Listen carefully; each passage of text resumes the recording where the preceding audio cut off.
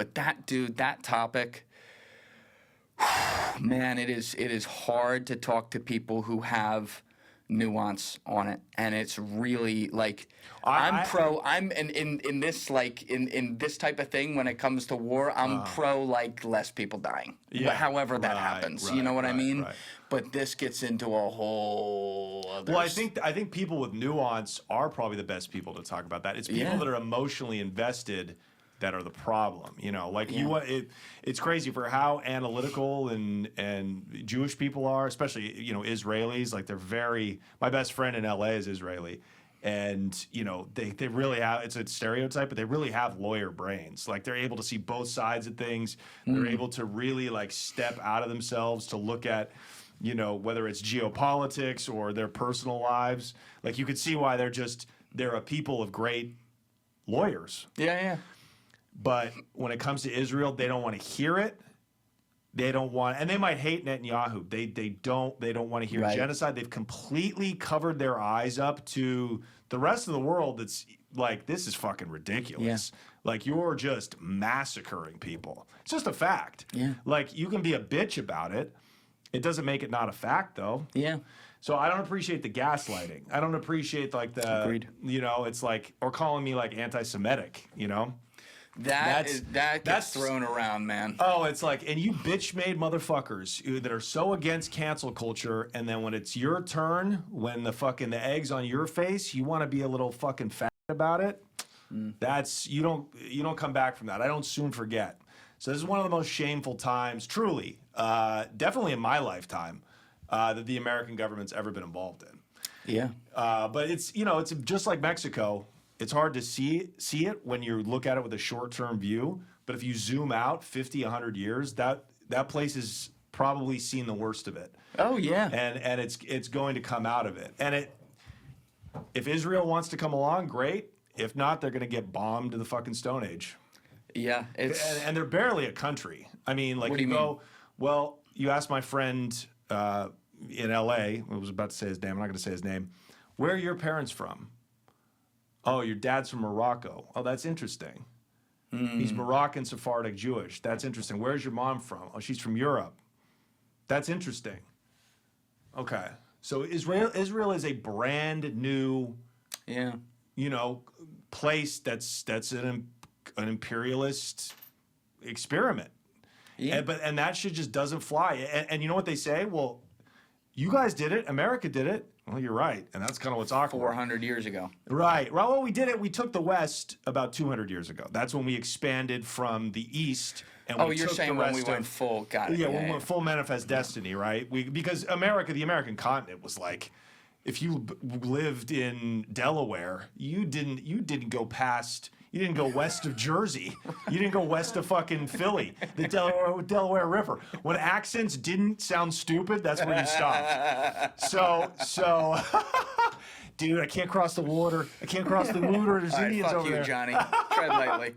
So, but we definitely, and I don't really have a response to that other than we were just a less civilized people before electricity and technology, and now it's just not acceptable. And it wasn't acceptable even in 1947. I think there's two things here. Number one, we're talking about the most controversial piece of land on the planet. That's number one. Controversial to who, though? Like in history. It's like the oldest piece of history on the planet, that land. Yeah, but it wasn't controversial until the 1940s, until Zionism. Because I would disagree with that. Jews and Jews and Arabs and Christians all lived together. You can look this up. Yes, that's true. In peace. In peace. That's true. Yes, that's true. But I'm saying the actual piece of land, and when you look at the context of 6,000-year human history, coveted. Yes, coveted. But because of that, and because of the rise and fall of civilizations that came around it, there's controversy. I'm not talking like recency bias of like 100 years, 200 years. But that's number one. Number two, to your point, this has happened over and over again around the world. I mean, we exist because, we took it from the Native Americans here. Right. But the fact that this one happened at such a mass scale in the post-World War II era where the world is interconnected fully at this point. Media is happening. Where people can talk about it and see things, and newsmen are on the ground and can take pictures. It makes it makes a bigger problem. And No, you're right. Like, humanity is drenched. The history of civilizations is drenched in very, very uncivilized acts. All of it. Yes. No question about it. And I think that with this one, it's like, also to your point, there's a see no evil kind of thing that goes on in some ways, because people are afraid to give up any ground. And that's just such a loss for humanity, because I've always believed in a two-state solution. That hasn't changed. Do I think cynically? Do I think that's ever going to happen? No. But like, you have to have some sort of like humanity to be able to say there's going to be diplomatic channels open. I'm not sitting here and saying like, oh, that means Hamas should be recognized or whatever. I'm saying if y'all can sit down after killing tens of thousands of people and have a conversation about how to, at least for the time being, not do that, that needs to happen. Well, you can look this up. Here's a guy you should have on, Colonel Douglas McGregor. Now, this guy's no fucking blue-haired Columbia student. This guy served in the military, high ranking. He's a colonel for 40 years. He served in the first Trump cabinet, I believe. He says, not only is he like, oh, it's almost we can say with beyond a reasonable doubt that not only was Hamas being funded by the Israelis via us, they actually knew October 7th was going to happen. Duh. Oh, he says that. Yeah, obviously. That whole place is under a microscope. How could you not see the training happening? Like, they knew it was going to happen. That's the first piece. Secondly, up to today, Hamas has agreed to step down once there is some kind of whatever they're negotiating back and forth. They've agreed to disarm themselves. That I would. So if they've said that, I would believe they've said that. This is what Colonel McGregor says, because he's very, very connected. I'll even say I believe that they said that. Yeah. I don't think for a second they would ever actually do that willingly. I think they'd be like, yeah, we're going to disarm. Yeah, okay. I mean, perhaps, but if we've never tried a two-state solution, that's the other thing. It's like, that's true. You're allowed to strike when you're occupied by the rules that we set up after World War II. You're allowed to strike. What they did, they're allowed to do under international law. You're an occupied What they did on October 7th? Absolutely. You're allowed to strike. Now, killing of civilians, that's what went too far. That's what they did, though. So sure, how are they allowed to do that? Right. They're not allowed to do it. But everybody's been arrested or killed. My point is, you're allowed to strike. You're allowed to strike back at military targets. So, and by the way, they've been getting killed by Israelis. Like, you look at the numbers, it's not even close to proportionals. Talking about the IDF and how many innocent people they've been killing since the 90s. So you're allowed to strike at a military target when you're occupied. But point being, we've never, even though they've said they had the Abraham Accords and there's all these accords that look like they've been pushing progress forward, the Israeli government has been getting more and more radical since, the fucking 80s in the Arafat era. Yes. That land was built to be supremely Jewish.